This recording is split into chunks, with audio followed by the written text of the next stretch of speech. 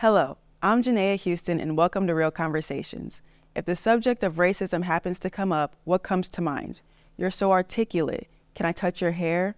All lives matter. These are all examples of microaggressions. Today's conversations come from different perspectives: a mother of a biracial child, the personal journey of a woman in spaces where she is the only Black person in the room, a group of young women who advocate for kindness for all despite the color of their skin, and the experience of a young man who navigated both worlds as the son of a Black father and a white mother.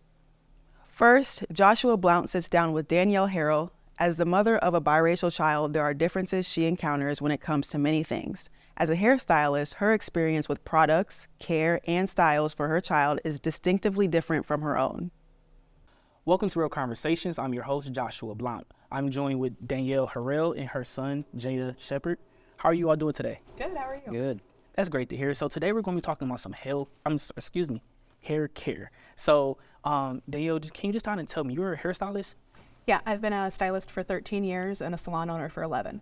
Okay. And then how has that journey been for you? Really, really good, actually. Everything kind of fell into my lap, and I've made the most of what I've been given. Okay. So one interesting thing about your hair care career is the fact that, you have a biracial son. Can you just kind of talk about that and how that has impacted you as a stylist, but as a mom as well? Yeah, definitely. So when I was in hair school, I actually went to Paul Mitchell, which used to be over by Toys R Us, but it's closed now. There was only maybe 10 students in the whole school and no one of color.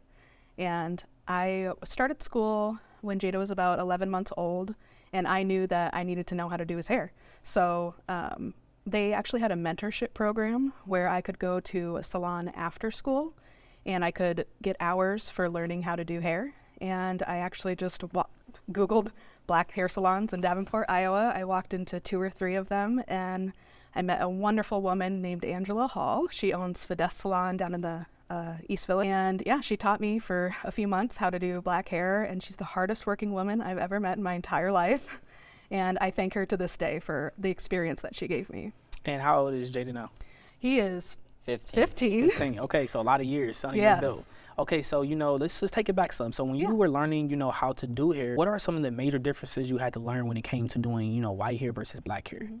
Well, the products can be similar because, hair is texture, and it doesn't really matter your race to a certain point, because I have clients who are white, Japanese, even a lot of redheaded people have very coarse, curly textured hair. But the sectioning can be different that you're taking, the products that you use can be different. But once you know it, it's really can be more the same than you think it is. Okay, so talk about that extent to where things kind of get very, very different in a way. You just mentioned that. So can you kind of just talk about that, like how things can kind of get different when it comes to, like, the products and things? Yeah, well, you typically want for coarser textured hair, you need things that have a little bit more weight to them. Whereas with someone with finer texture or straighter texture, you can't use things that are too heavy. So those are a couple of the things that can be different. Okay. So, how has your skills and knowledge of black hair, how has that over the years made you either take on more black clients or made you shy away from taking on black clients? Well, I've definitely increased my black clientele. I do a lot of biracial kids' hair and getting them into color and teaching them how to do their natural texture, but also showing them good ways that they can still put heat on their hair. Okay. So, let's, kind of, just move along a little bit. What are some of the unwritten rules when it comes to doing black hair that you just kind of learned from just, going to hair school and just a lot of people you connected with over the years? Well, as far as schooling goes, there really were no rules. There wasn't very many classes on textured hair, but I would say a big one is taking your time. I think everybody wants to get their hair done as quickly as possible for the day, but I find that when you take your time and take your sections and use the correct products, because it's also hit and miss. You have to be open to trying new things and new ways of styling that best fit your curl texture. Okay. Now, when it comes to just, doing hair in general and, doing black hair, over the years, has it taught you to be more conscientious of the process that you have to use, or what is that process exactly when it comes to doing black hair versus, white hair? I've actually found more recently that a lot of the things that I would tell my clients with texture to their hair is kind of similar to what I'm telling everyone. Washing once or twice a week, always deep conditioning, especially if you use heat on your hair or it's color treated or any type of texture service to your hair. You need to be treating it with some loving care in order to keep it healthy. Yeah, washing regularly, deep conditioning regularly, getting regular trims, which can be, kind of depends. If you don't heat style, if you don't have any chemical in your hair, you can go a little bit longer. So maybe closer to 3 or 6 months between your trims. Whereas if you're doing texture services, color services, it needs to be every 2 months at least. So let's kind of just talk about like the mom side of things. So Yeah. I'm just to kind of talk to you a little bit here. Okay. So, you know, when it comes to your hair, you know, you're trying to do this, say your mom is busy or something. You know, what is some knowledge you kind of gain from her when it comes to taking care of your hair? Because I like the way it is. So like for obviously the first years of my life, she was doing my hair because I didn't know how. I didn't know how to do my hair because it was just like hard to deal with. I had a lot of hair and I just didn't know how to do it. But like as I got older, then I learned how to do it just from like watching her and learning from her. And also getting like my hair cut off, like then it was a lot easier to maintain it. But like I just like the hair products, I asked what hair products I should use and she gives them to me. She even buys them for me. And like that's just how I learned just from her because I didn't really go to I haven't gone to anybody else throughout my whole life. She's the only person I've gone to for haircuts, anything like that. So I've just learned everything from her when it comes to my hair. Now, I know in school, you know, you probably talk amongst your friends and everything. So when it comes to like talking about, you know, certain recommendations or when it comes to hair care and things like that, are you very open to like kind of taking some of the recommendations, or are you usually the one that's kind of schooling them because of your mom's expertise? I mean, honestly, I'm usually the one who's telling them like, oh, you need to be treating your hair better. Because a lot of people, they show up to school. I mean, I'm not saying they should show up to school with like all pimped out, whatever, but I'm saying that they should probably, you know, run their hair under some water or something before they come to school. But I mean, I tell people sometimes, like when they have very similar haircuts to me or anything like that, like, oh, you should use products and like keep your hair clean and stuff like that. But I mean, they won't listen to me. But if they do, I mean. So, you know, what are some things that you found to be easier compared to like some of your friends who may not be biracial? Easier? Yeah, Like, when it comes to like taking care of your hair. well, when it comes to people with like darker and like coarser hair than mine and stuff like that, I mean, obviously I bet it'd be a lot harder because some people have like more like afro hair, and like when I pick out my hair, it's not as afro-y and stuff. But like with them, I know they must be going through a lot because it's real coarse. You have to use a lot of product, a lot of water just to have it the way you want to have it. But sometimes I'm jealous of people with like less curlier hair than me because I just know like they can just wake up in the morning and not have to touch it at all, and it'll just look perfect, you know. And I'm just jealous sometimes, but I'm grateful for my hair. Okay. So, you know, looking back all those years, you know, when you started hair school and everything, you knew you had to learn how to do your son's hair. You know, were you scared, nervous, or, you know, what was that feeling like in that moment, like as a mom? Never scared or nervous. I've always kind of jumped into things, especially when I like can't get it off my brain. I'm so quick to YouTube something and implement it and like try new things, and I've never been scared to just jump in. And like honestly, out of the 10 students that were at my school, anytime a black person would walk in, they would hand them to me because they knew I wasn't scared to try something new.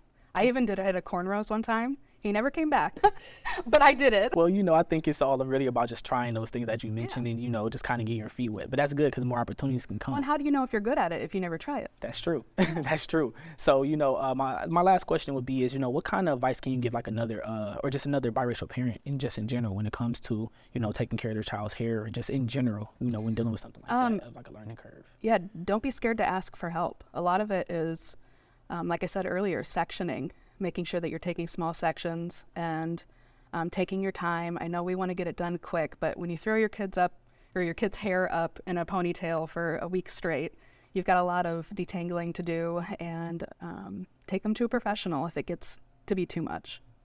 Okay. All right. Well, thank you for joining me today, and thank you for joining Real Conversations as well. Our next conversation is with Lauryn Bergert, who is an adjunct psychology professor. While 80% of U.S. therapists identify as white, only 4% of therapists are black. I talk with Lauryn about the experience of being a black therapist in a predominantly white field.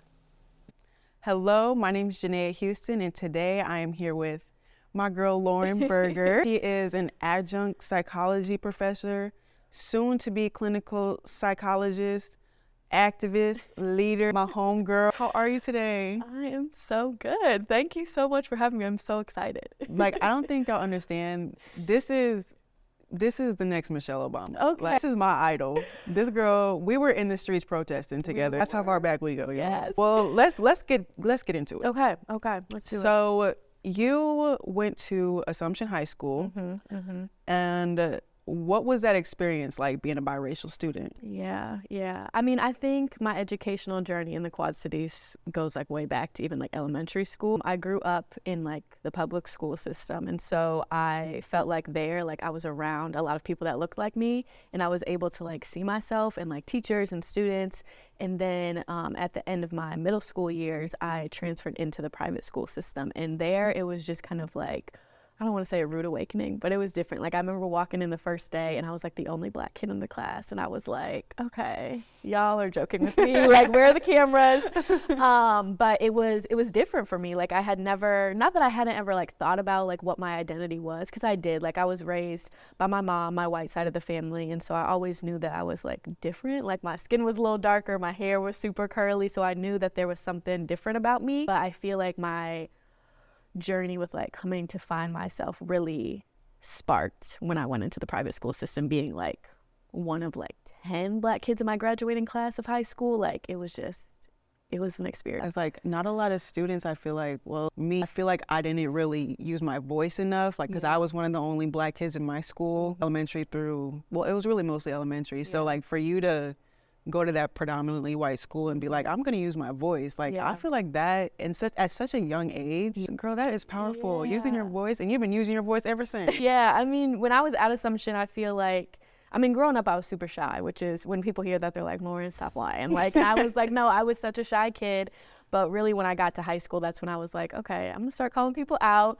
But it really wasn't until like after I left Assumption that I really feel like I started to use my voice and kind of like call out some of like the racism and discrimination like I experienced while I was there. There was a moment like right after George Floyd was murdered, that there was a TikTok video that went viral from Assumption, of two boys like mimicking the death of George Floyd, and it like went viral everywhere. I think that really like sparked something in me and like some of my like classmates from high school too, of like, all right, this like can't go on anymore. We have to make some noise, make some action in order to see change.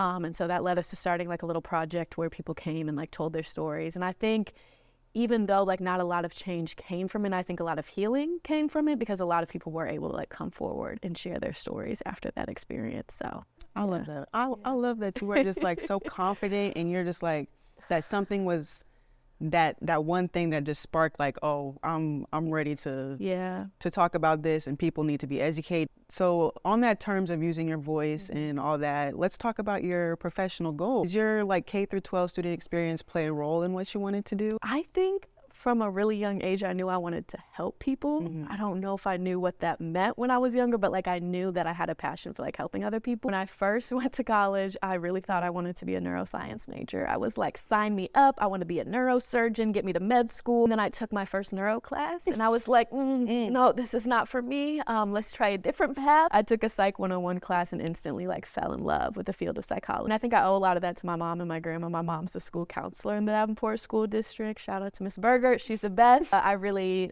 was inspired by her, and then my grandmother too did a lot of work with like domestic violence survivors and stuff when I was growing up. So I saw that growing up, and I think, I don't know, just in my nature, I feel like drawn to people and to hear their stories and to work with them and like healing and all of that. So I feel like it just, my whole life, like it's just been a passion of mine. So yeah. I mean, I feel like nowadays it's just so hard to find like black therapists. Yeah. You get on websites and you search black therapists near me, and it's like one. It's like one. So, I mean, just to have you like just be a part of that, it's like, and you're just so confident, and you make other people around you feel good. So like you being in that profession, I honestly think is perfect for you, because you're going to change so many lives. You already have changed. I appreciate it. I see your post and I'm like, I want to be like her when I grow up. Well, I mean, it's crazy that you say that, because I think the last time that I looked at the statistics, I want to say like 5 or 6% of psychologists are black, and that's black men and black women. profession is really primarily white women. Yeah, I was talking to someone the other day. I think the only profession like within our society that is primarily like black women is a WNBA. That's it. It's needed. There's so many like black and brown girls that don't see themselves in different professions, and I think like representation is so important. Yeah, So important. absolutely. Especially like in the school system. I don't think I had my first black teacher until I was in like the 7th grade. Yeah. And I think that was the only black teacher I had. I'm trying to think. I'm like, I don't even know. Maybe middle school. There was, yeah, I don't know. Yeah. Maybe like 1 or 2. There's a lack. And that was like a female teacher. I never had a black male teacher ever. Crazy. And I feel like that's so important, like just for like young black kids growing up. Yeah. Like you need to see people that look like you in all types of roles. The mailman, teacher, news industry. Like you just need to see them in everywhere, because if you don't see them, you feel like you can't really do that profession when you grow up. Yeah. I don't know, me going to a predominantly white elementary school, I was in elementary school, so it's like when you're that young, you don't really know. You don't know. Yeah. In middle school, it got more diverse. High school, Super diverse. super diverse. But then I went back to a predominantly white college, and it was interesting just because like being involved in like the Black Student Union, you find your group and you find your people, and that's how you kind of find your voice. And then once you find your voice and you realize like, oh, like I can do a lot with this, the sky's the limit. Yeah, absolutely. And I feel like you just like from a young age, like I've really looked up to you just because you, from a young age, you found your voice, you have endured a lot, you just instill so much confidence in people, and you bring out the best in people. That's why I'm just so so connected to you. It's really crazy that you say that, because I sometimes struggle with my confidence. Like I suffer with really bad anxiety, and like growing up, my anxiety was really bad. And like I said, I was a super shy kid. I was a theater kid in high school too, so I think that's kind of where a lot of my confidence came from. I had to push myself out of my boundaries to do that. I still think every single day, like I walk into spaces that are primarily white, and even though I'm biracial, like I know you probably hear the phrase all the time, like I don't feel like I'm white enough for white people, black enough for black people, but I still feel like that is like my truth, and that's my story, and it is sometimes hard to connect about like where I am and what I should be doing, but I'm glad that it seems like I have confidence. I try every single day to try to be as confident and like believe in myself as I can, so I can help the next generation, because we didn't have a lot of that growing up here at all. Yeah. So like, who inspires and motivates you? I feel like that's such a hard question, because if you know me, like my support system, I have the best village behind me. Like I truly owe like none of my success to myself. It's really everyone around me. My mom will kill me if I don't say her. Obviously, my mom has been my biggest cheerleader and advocate. She grew up raising me a single parent, and so her and my grandmother both raised me. Just being taught from a very young age like what it means to be like an independent woman and like to speak up for myself, like they really instilled those values into me. Those two are my pride and joy. I lost my grandmother during Christmas of 2021. She was diagnosed with cancer when I was in undergrad. I vividly remember where I was when I got the call. I was in my statistics class at my undergrad. My mom had called me, and she was like, well, the prognosis they're saying is only like 1.5 years. And I was doing the math in my head. I'm like, oh my God, I'm not going to graduate college before then. And my grandma got on the phone. She was like, well, I told them that I'm going to see you graduate. So whatever I have to do, like, they're not going to tell me. I was like, okay, great. Like, that's just literally the spirit that she held. It was so cool. I, got to graduate 1 year early, and she got to be there. And it was like just such a special moment. She even got to see me start like my first semester of my doc program too. So she's just been such a light in my life. And then I don't know, there's just so many people around me that I just feel like inspire me and push me every single day. Like I could not do any of this by myself. That's really. So good. Yeah. I have a village, because not everybody has that. Yeah. I'm so proud of you. So like, if you could go back and talk to your younger self, Yeah. what would you tell her? I feel like this is a question that I talk to like my therapy clients about too. I think this is a really healing question to ask, because you think so much about like what have you been through, and get to reflect like on your life. I think growing up, like I said, I was very shy, I was very reserved. I feel like I struggled with self-confidence, self-worth, like not knowing like what my identity was, who I was. So yeah, I feel like I would just tell her like, you are worthy, like you are loved, and like you're gonna make it, because I felt like there was times where I was like, am I gonna just be in the Quad Cities forever? Am I gonna be able to go like live my dream in Chicago? And I just felt like I always was like second guessing myself a lot. So just to be able to tell her like, you got this, you'll make it. That's what I'm talking about. Well, thank you for being on. I really appreciate it. I know you had a long drive here, because You're a big city girl now. I wouldn't miss it for the world. Chicago's home for me, but like the Quad Cities is like always home. Like any opportunity I get to come back here, I would love to. There you go. Well, thank you, Lauryn, and hopefully we'll have you on again soon. Amazing. I'd love to. Jasmine Butler has a conversation with a dreamer that does. Jasmine Babers Gunn founded Love Girls magazine when she was just 16 years old. Love Girls is a space for all girls to tell their story. Several years later, it's still serving its purpose. Today, I have Jasmine Babers Gunn, Kayla Babers, and Anna Rao of Love Girls Magazine, where they are much more than a magazine. Ladies, thank you for joining me today. So, Jasmine, you are the founder of Love Girls Magazine. What inspired you to start such a powerful organization? That's a great question. Powerful is a funny word. I don't know if I started it originally to be powerful. It was really, I was 15 at the time. I was going to Rock Island High School.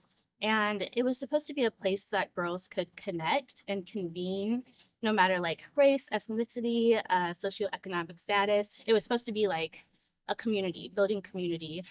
It was at the height of what we call the cyberbullying crisis. So Facebook was big, Instagram was just starting, and girls were struggling with their self-esteem and their self-confidence, body image, abuse, all the things that girls go through on a day-to-day. So we just wanted to create space. And I feel like maybe I planted a little seed, but tons of people watered it, tons of people nurtured it to grow into what it is now. So, you know, I had like the idea, but the community really helped create it and build it up to what it is. We ended up expanding into Memphis, California, Washington, D.C., and really exciting growth because girls across the country were super interested in what we were doing and what we were talking about. So seeing that was amazing. But yeah, I don't know if it started out with like this idea that we would grow and expand. It was really made to be a community where girls could feel safe and talk about their stories and support one another.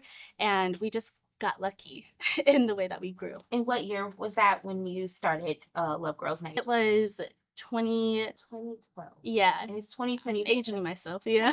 But still, just the ideal and how that concept is still very factual today for young girls. It is. It's amazing. We're hoping to work ourselves out of a job, but still a lot of work to do. So Absolutely. yeah. So Anna and Kayla, what is it like to be a part of this organization, and what motivates you both to stay active in the organization in the Quad Cities and possibly? Sure. I guess I'll go first. I think a lot of it has to do with the family tie, with having my sister found the organization. It's something that we want to keep going and want to keep moving. It's hard sometimes working full time. We're volunteers, so we put a lot of blood, sweat, and tears. We all have 9 to 5s, and then this is our 5 to 9, and sometimes we do 9 to 12 too. So it's really great. Every day isn't easy, but big moments when the light bulb clicks, you're like, okay, the late nights, the early mornings, that was worth it. So I think just for me, I think it's a legacy for our family and the community, and it's just kind of cool to be a part of that. And you, Anna? Yeah, I just genuinely have a lot of love for all of the work that they do. I've been able to see like within the schools, like girls genuinely like they get a lot out of participating in all the camps and the after school programs that we do. So again, like kind of like what you said, just seeing like the impacts that we can have on young people is just so special. Yeah. So Jasmine and Kayla, you both have literally watched Love Girls Magazine flourish into this, literally everyone knows we hope everyone knows who Love Girl Magazine is, right? And the foundation that you guys have set for this community. What struggles did you guys face being a predominantly Black media outlet in this community? I mean, I can start. I think one of the biggest things, the biggest misconception is people think that the magazine is just for Black girls because it's woman-led, Black woman-led, when in all actuality, as people of color, we have grown to convene where we feel safe spaces. But what I will say that Love Girls Magazine does very, very well in our community here in the Quad Cities is take diversity and inclusion very seriously. So we have a girl that represents every single demographic within the Quad Cities within the magazine. And not a lot of organizations can say that. And people think it's easy, and it's not. It has to be intentional. And we put a lot of blood, sweat, and tears to make sure that we have every type of girl on the cover, every socioeconomic status, every skin type, every religion, every race. And that is what we really stand for. So it's not a bad thing. I don't think that people think we're for Black girls because we don't have those spaces around here, especially being in the Midwest. But we also want people to know that this is open for everybody. And the more that we work together, the easier it is to break down these walls and these boundaries that our kids are facing in school and in the community and things like that. Yeah, she said it. I mean, just echoing what she said, it's about representation. And then for me personally, my experience, especially being 15, 16, 17 at the time, trying to get our nonprofit off the ground, there's a saying that, you know, as Black women, you already have 2 strikes against you. You know, you're Black and you're a woman. And at that time, I was a Black girl and I was also young. Or perceived to be young. And so it was like almost like 3 strikes against me. I think that because we have so many women of color who lead the organizations and girls of color who led the organization and lead the organization currently, sometimes it's hard to get people to take us seriously. Sometimes people count us out. Sometimes people underestimate us, and we always felt like that was like a challenge, and I always felt like it was a challenge and we were going to rise above it and, you know, do our best no matter what. But that was really hard, like reflecting on some of those moments where people didn't think you could, or looked at the girls who were on your team, they're like, you guys think you're going to produce a professional publication? You think you're going to produce a professional pod? You think you're going to find money? You're going to get grants? And every single time we're like, yeah, like we do. And did. And we'll keep doing and it. we'll continue. Yeah, that's always been a struggle for us. It's hard to be taken seriously. Nobody wants to invest in the little Black girls, but it's so important. So Well, thank you, ladies, for finding that outlet and seeing that need in our community. And I'm talking about not just the Rock Island community, literally the whole all over the Quad Cities. So I was blessed to go to participate in the Love Girls Awards this year and to see all different types, true to what you just said, Kayla. Every walk of life is a part of Love Girls, and you can see it. So I definitely recommend everyone participate, go to the Love Girl Awards so you can see that. So definitely.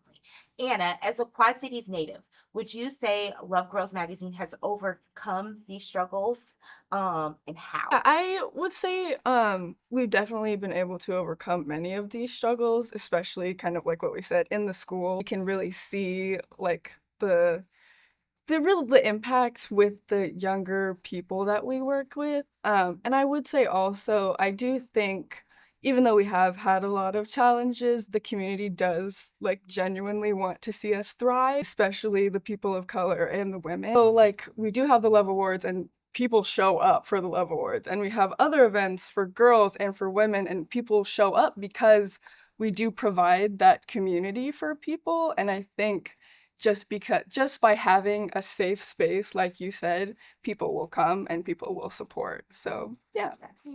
Yes, I love that. So nationally, mainstream media has a historical focus on white audience.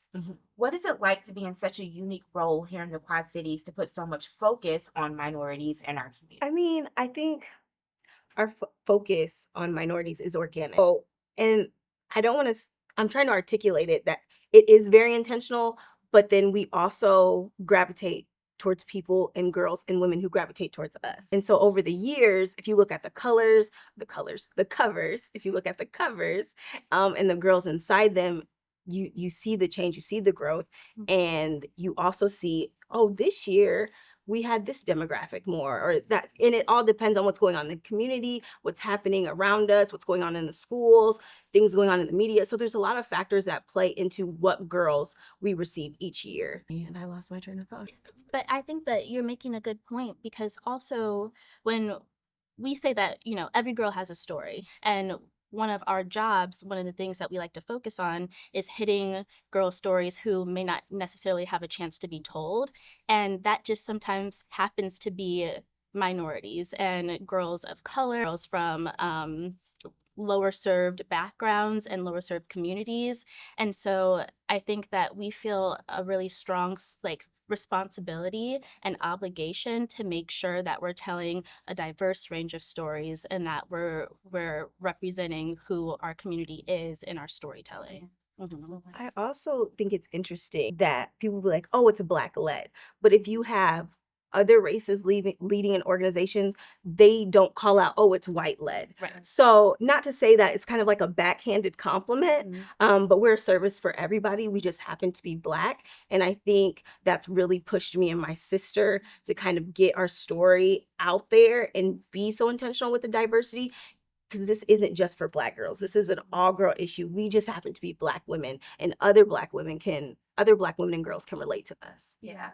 And I see it, but it's just, society will say, oh, just because the faces or the founders or the creators are Black, that's just for Black women. Right. So still, even though intentionally that's not what, you guys want for everyone, no matter, what your nationality is, your race is, for everyone, but still that society, even with nationally, with it being for a white audience, no matter what, if it's Black owned, oh, that's just for Black people. So just nationally, what versus locally, just still today that we still have to face that. So kudos to you guys for again showing that this is Black led, but this is for everyone. Everyone has a voice here. That's amazing. So now let's inform our viewers on upcoming Love Girls magazine events and how the community can support this amazing organization. So you can definitely expect a new season of Love Girls the podcast. That will be coming probably sometime early fall. We also have Women on Fire, which is one of our newer really loved events that spotlights the voices of women in the community, which is something a little bit different, but women are allies and leaders in our organization. And so it's something that we're all really passionate about. And then we also, of course, have our next publication coming for the next half of the year. And that will be coming out in fall as well. And what else? The Love Awards that happen. Love Awards that happens in April. And one thing that we're really looking forward to do, and this is the first time that I've actually talked about it to anybody, we're looking to do a Love Girls Magazine fellowship. And the purpose of that is to take a group of girls and really go deeper with them and their mentorship and their skill building. And so we're really excited about that. Yeah. So where can one find your magazine at? So if you're looking for copies of the magazine, you can go to lovegirlsmagazine.com and get in contact with us. You can also check your local school, middle school, and you can find articles online at lovegirlsmagazine.com as well. If you're looking to purchase a magazine or you have a friend or a daughter or a student who's in or on the cover, you can also contact us and we'd be happy to send you one. And I love it. So the Love and Love Girls stands for lead, overcome, value, and empower, right? That's exactly what you guys are doing in this community, and I love it. I love to see it. So thank you, ladies, for joining Real Conversations, and I look forward to seeing what the future holds for Love Girls Magazine. Thank you. This is fun. Last but certainly not least, Timothy Stinson sits down with his son for our final conversation. Parents aren't always aware of the challenges, struggles, and dilemmas their children face. They discuss the obstacles of being biracial in school and in life. All right, hey, Travis, glad to have you on. And of course, you grew up here in the Quad City. No longer live in the Quad Cities, which, Mom and I wish you really did. Live a little closer so we can see the grandson. And also the newest addition that's going to be coming to the family, our new grandson that's going to be on the way soon. We wanted to reach out to Travis because growing up in the Quad City, growing up here, we talked a lot, as he was a young man, a child, turning teenager, young man, and now, as a father, we still have great conversations. This time we're going to get a little deeper into this topic of being a biracial man. So getting into the conversation on your experience as a biracial man, me being your dad, an African-American, Black man, and your mom being white, Caucasian. So Travis, I really want to hear from you, your experience as a biracial man growing up in Iowa here in the Quad City. You know, a place where being biracial maybe, you know, presented some challenges for you at school, your social life, you know, growing up here. Yeah, no, that's a great question. I guess to start off, you know, growing up in the Quad Cities, I never looked at it as a challenge. There were definitely, you know, moments where, you know, having a white mom and a black dad, obviously with those around you, there weren't too many other folks, I guess, that kind of looked like me growing up. That being said, you know, always felt welcome, especially in school, even though maybe if I didn't see that representation, you know, as well as maybe, you know, we do today or in other cities. So definitely felt at home, you know, growing up in the Quad City. It was really, you know, when we would travel, take family vacations, you know, whether we're spending Christmas and Thanksgiving in Ohio or in Nebraska, you know, as a younger kid, you know, that kind of maybe stood out to me a little bit more, especially, you know, with mom's family being from a small town in Nebraska. There definitely weren't too many black folks around there. So you just kind of things you noticed a little bit more. But, you know, all in all, the community has always been very supportive and aware, I guess, of us being there. And the one thing I did want to do today in our conversation is to paint everything as if it was negative, that you had negative experience, or if everything was positive, but to really get your take on this. I mean, as a black man myself, growing up here in the Midwest, there's things that I've experienced, as, you know, and having family in the South, that when we used to travel south, things that I've gone through as a black man. With that, I feel I'm very blessed walking through life so far, you know, with your mom being white and me being black, those, you know, conversations that we did have about that when we was getting serious and looking at the possibility of having a family.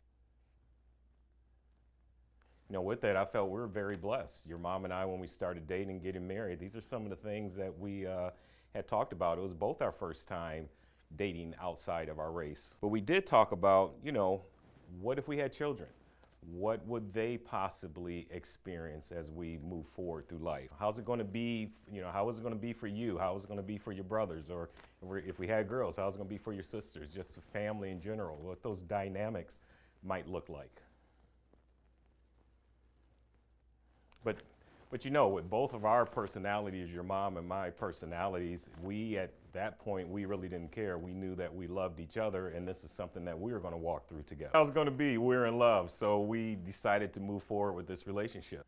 So Travis, the schools you went to here in the Quad Cities were predominantly white, correct? You really didn't experience any feelings like that. But going through the school system, did you ever feel you got treated differently, unfairly? You know, like if you weren't like everybody else? Or were there times you did feel a part of everyone else? I really personally felt like I was like everybody else, you know, being as heavy as I was and being an athlete, you know, it kind of brings that camaraderie with, you know, your classmates, your friends around you. So that was kind of, I guess you could say, a baseline for, you know, building those relationships on.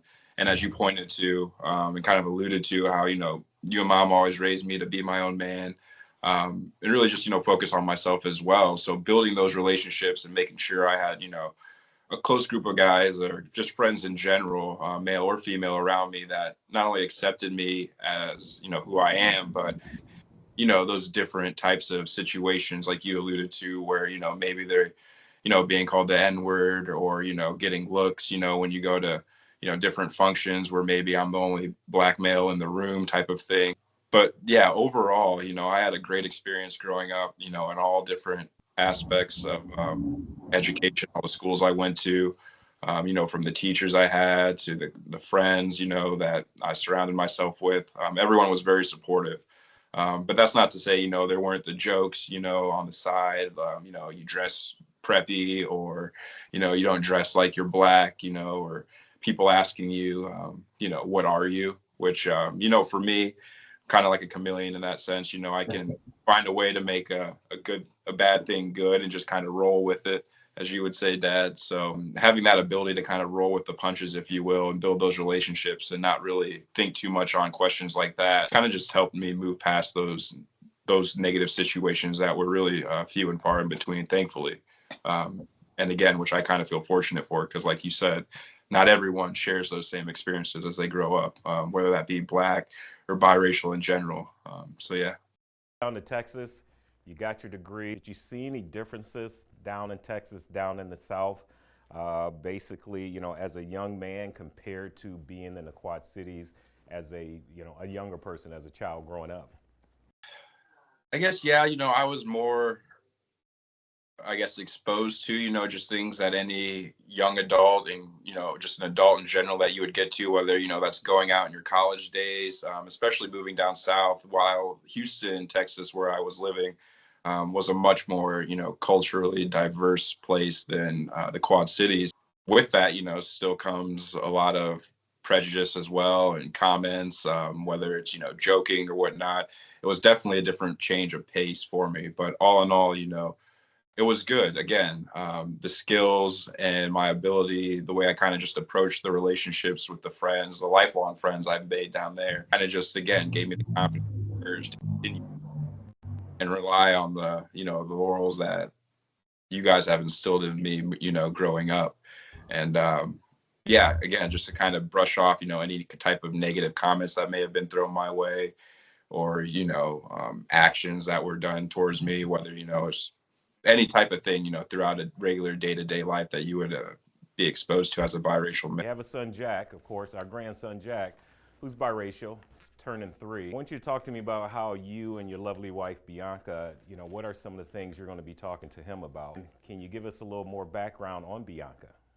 Yeah, so my wife, who I met in Houston, Texas, Bianca, her dad's Peruvian, her mom's white. And so, she grew up, with her mom mostly. And, she had a lot more of experience where, people would ask, her mom, where did you get your daughter?